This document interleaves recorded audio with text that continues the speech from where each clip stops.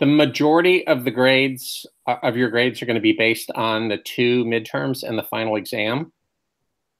In addition to that, you'll get some points for the homework assignments and the class participation that you do, however you do it, like, for example, coming to these things. Okay. Does that help? It does. I just see all the discussions and the quizzes and.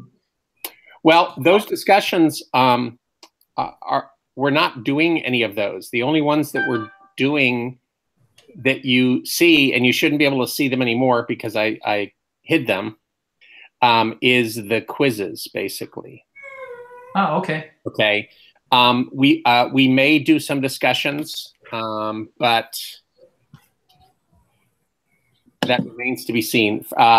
We're running out of book really quickly. I don't know if you noticed. Yeah. The guy who was going to add the micro stuff was on vacation until today. So he promises it'll be up by Monday.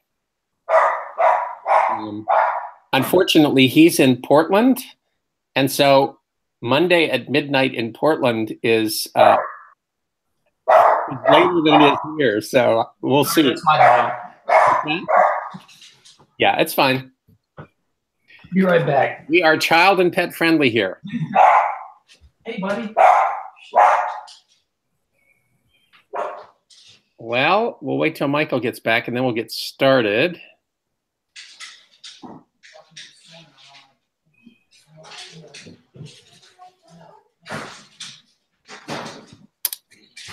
So no Lydia tonight.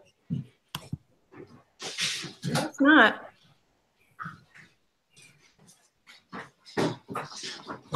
Okay, I'm back.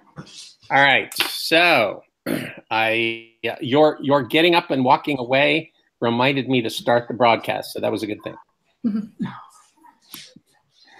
Okay. So week 3 Hangout. First question for you guys. What did we study last week? It's supply and demand and equilibrium. Yes. So so how did that go? Did that make sense?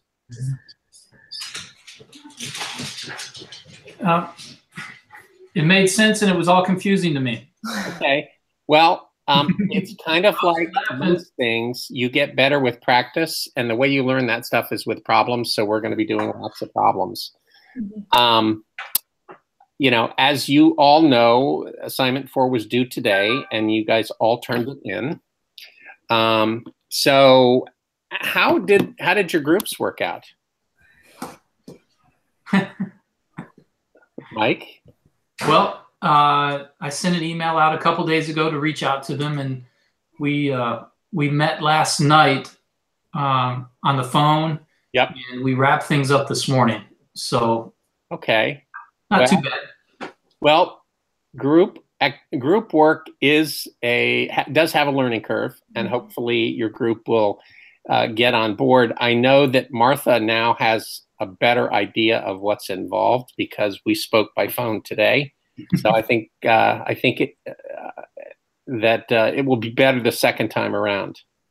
All right. So what I thought we would do is go over the assignment, especially for the people that aren't here. And so let me see if I can pull that up. There it is. All right, now let me see if I can share my screen and entire screen. Share. Come on. Is that working? Yes. Yeah. Okay. So part 1. This is a really good answer. It's not perfect, but it's a really good answer. Because broadband is better quality service, people are going to want it more. So we should see an increase in demand, which is shown as a rightward shift in the curve. Okay, so what you can see here is at the original price, now demand has increased substantially. And in fact, at any price, demand will have increased substantially. All right. The result of a shift in the demand curve is we're moving up the supply curve. And the new equilibrium is going to correspond to a higher quantity and a higher price, both because of the increase in demand. Mm-hmm. Okay. Does that make sense to everybody? Yes. It does. Okay. Part two. I actually have a question. Sure, absolutely. Would the supply, why did the supply curve not shift? Because doesn't normally with new technology, doesn't it normally shift to the right? Only if it's a production technology. Oh. If it's a better way of producing the product. Okay. If it's just a new product, even if it's a high-tech product, it's just an increase in demand. Okay. Okay. All right. Part two, the subsidy. Due to the subsidy offered, what we're going to see, well, the first thing to understand is that a subsidy is essentially a decrease in production cost, because the government says for every unit that you produce and sell, we're going to give you X number of dollars back. Okay, so the subsidy means the supply curve is going to shift either down or to the right. And as a result, we're going to get an increase in the quantity supplied at the new equilibrium and also a decrease in the price. Okay? Mm-hmm.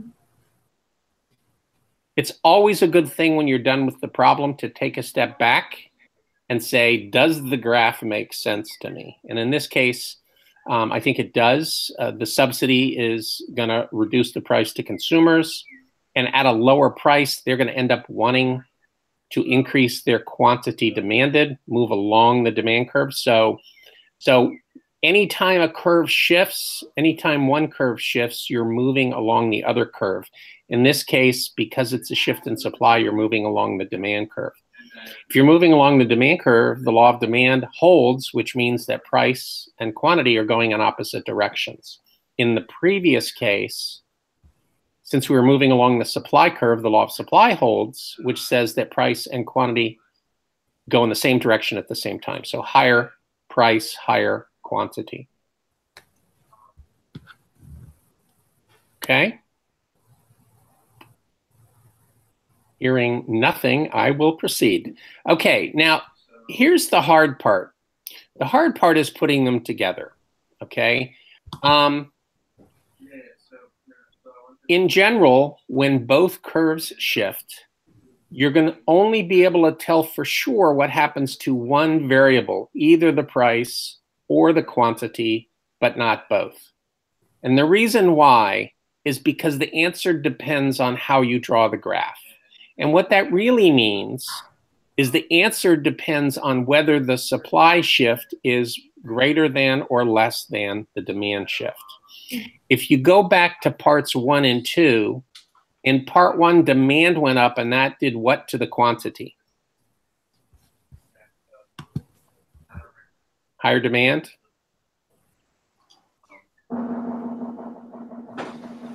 Be right back. Okay, here's it increases the quantity. Right, increased demand increases the quantity. In the second example, the supply went up, so what does that do to the quantity? Increase. Right. So both effects are increasing the quantity. So in the third case, you end up with a big increase in the quantity. Mm-hmm. Okay. Now what happens to the price is indeterminate, and here's why. In the first case, the price is going up. In the second case, the price is going down. And so it literally depends on which of those effects is stronger. It is human nature to draw the curves equally shifting. And what that means is that would give you the equilibrium price remains the same, but that's not necessarily the right answer here. So the right answer is you can't tell for sure. It could go up and it could go down. Does that make sense? Yeah. It does. Okay. So it's important that you know how to do these problems. There will be one of these problems on the first exam. Okay. So, you know, it's a multi-part problem where where one thing happens and then another thing happens and then you put the two. Okay, so it'll be very similar to this. I mean, the layout will be very similar to this assignment. Okay. All right. Okay, let's go back to seeing each other. That's a better look. Okay, what are we studying this week?